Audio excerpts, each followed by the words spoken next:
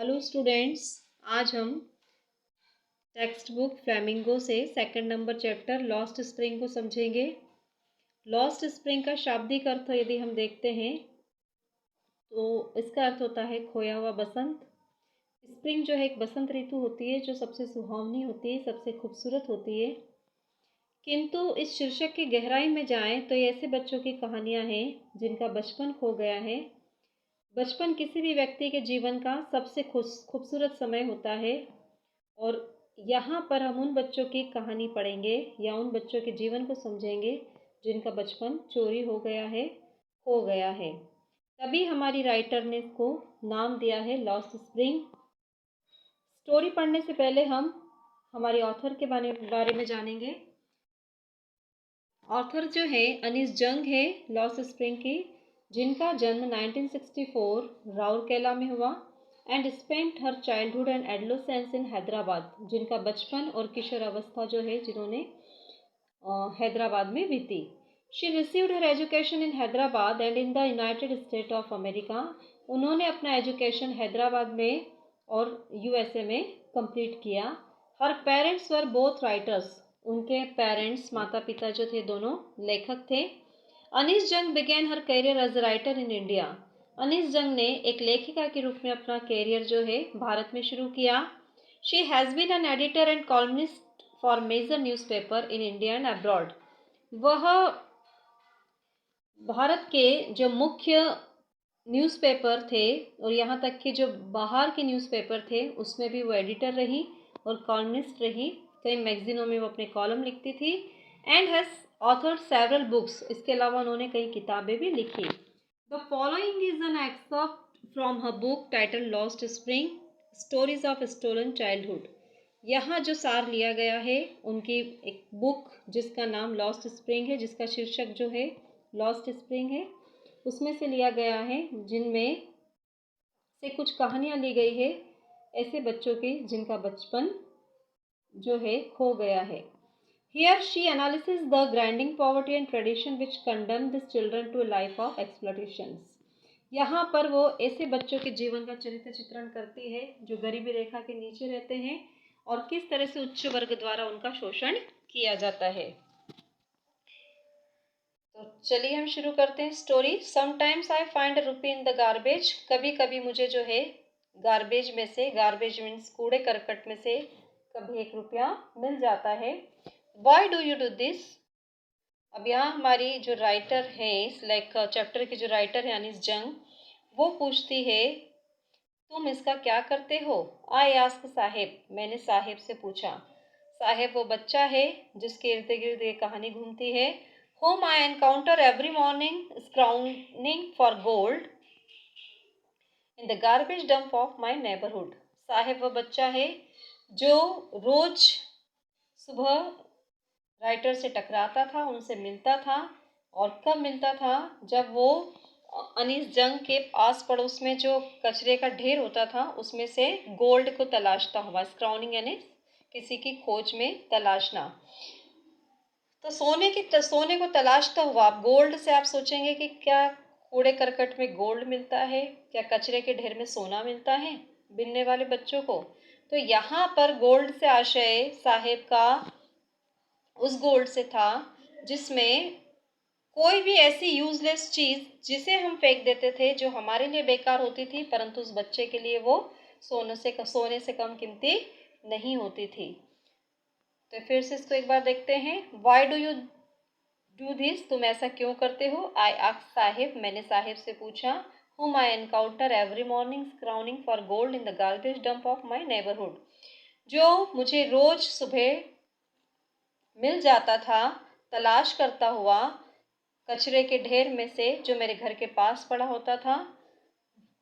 साहेब left his home long ago. Saheb ने अपना घर काफ़ी समय पहले छोड़ दिया था। Set amidst the green field of Dhaka. उसका घर स्थित था ढाका, जो बांग्लादेश की राजधानी है, उसके बीचों बीच स्थित था, जहाँ पर उसके हरे भरे खेत हुआ करते थे कभी।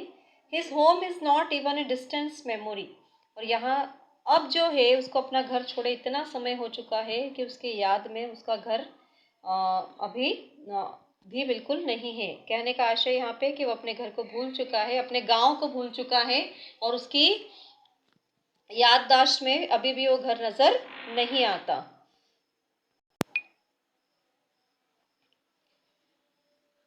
There were many storms that swept away their fields and homes, his mother tells him. उसकी माँ ने उसे बताया कि कई तूफान आए जो उसके खेत और घर को बहाकर ले गए। That's why they left looking for gold in the big city where he now lives. और इसलिए जो है वह बड़े से शहर में आ गए सोने की तलाश में। यहाँ पर फिर राइटर ने जो है गोल्ड शब्द का इस्तेमाल किया है। कहने का अर्थ यहाँ पे कि वह कीमती कीमती वस्तुओं की तलाश में या कुछ ऐसा पा सकें जिनसे उनका जीवन अच्छे से गुजारा हो सके, उसकी तलाश में बड़े शहर में आ गए और अब जो उस शहर में रहते हैं। I have nothing else to do he mutter looking away. अब जब स्टार्टिंग में राइटर ने पूछा था कि तुम ऐसा क्यों करते हो, उस बात का जवाब अब साहेब यहाँ पर दे रहा है। I have nothing else to do he mutters. Mutters का अर्थ होता है बड़बड़ाना, मतलब बहुत धीरे से किसी बात को कहना। जब वो व्यक्ति अपने मन की बात खुल के नहीं कह पाता है तो वो कहता है मेरे पास कुछ करने को और कुछ नहीं था, और लुकिंग अवे, और एक तरफ वो देखता है। शायद वो भी अपनी इस स्थिति से खुश नहीं है।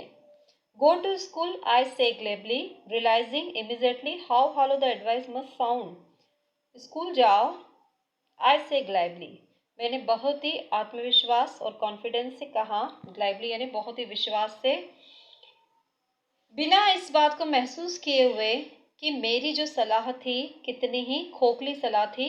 अब यहाँ पर अनीस जंग जो है जब उस बच्चे को सलाह देती है कि तुम स्कूल क्यों नहीं जाते हो, तुम कूड़ा करकट क्यों बीनते हो, बड़े विश्वास से कहती है कि भाई तुम्हें स्कूल जाना चाहिए। फिर बाद में उसे महसूस भी होता है कि जो सलाह उसने दी है वो सलाह कितनी खोखली सलाह है, जिसका कोई अर्थ नहीं रह जाता। कि जब वो बच्चा 2 टाइम के खाने के लिए जब कूड़ा करकट दिन भर बीनता है, उसमें से कुछ टूटी फूटी चीज़ें इकट्ठी करता है, उसके बाद उसके 2 टाइम के खाने का प्रबंध होता है, तो बच्चा स्कूल कैसे जा सकता है। ये सारी बात जो है उसको अपनी सलाह देने के बाद रियलाइज होती है। There is no school in my neighbourhood, when they build one I will go. Saheb जो है बड़ा ही इनोसेंट वे में जवाब देता है कि मेरे पड़ोस में कोई स्कूल नहीं है, जब बनेगा मैं जाऊंगा। If I start a school will you come, क्या मैं स्कूल शुरू करूंगी तो तुम आओगे। I ask half joking, yes he से स्माइलिंग ब्रॉडली। यहाँ पर फिर राइटर उससे पूछती है क्या यदि मैं स्कूल शुरू करती हूँ तो तुम आओगे, और एक थोड़ा सा मजाक के वे में कहती है, और वो बिल्कुल आत्मविश्वास से मुस्कुराते हुए कहता है हाँ। A few days later I see him running up to me, और कुछ दिनों के बाद मैं देखती हूँ कि वो मेरी तरफ मुझसे मिलने दौड़ता हुआ आ रहा है। Is your school ready? उसे राइटर का वादा याद था। वो उससे पूछता है कि आपका स्कूल तैयार हो गया। It takes longer to build a school, I say, embarrassed at having made a promise that was not made, but promises like mine abound in every corner of his bleak world.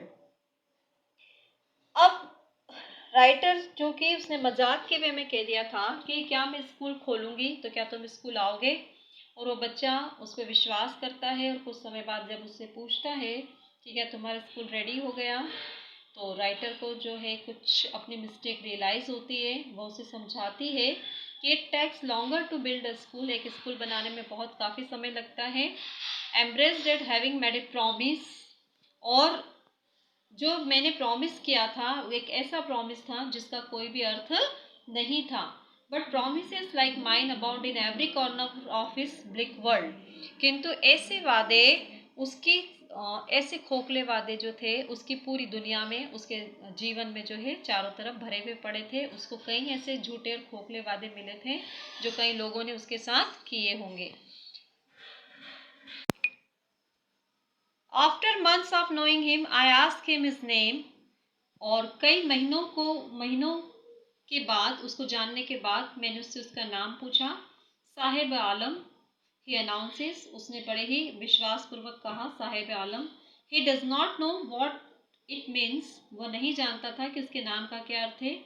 If he new it's meaning, Lord of the universe, यदि वो अपने नाम का अर्थ जानता, कि उसके नाम का अर्थ होता है कि इस पूरे यूनिवर्स का, इस ब्रह्मांड का भगवान, he would have a hard time believing it, तो शायद उसे विश्वास करना बहुत ही ज़्यादा मुश्किल होता।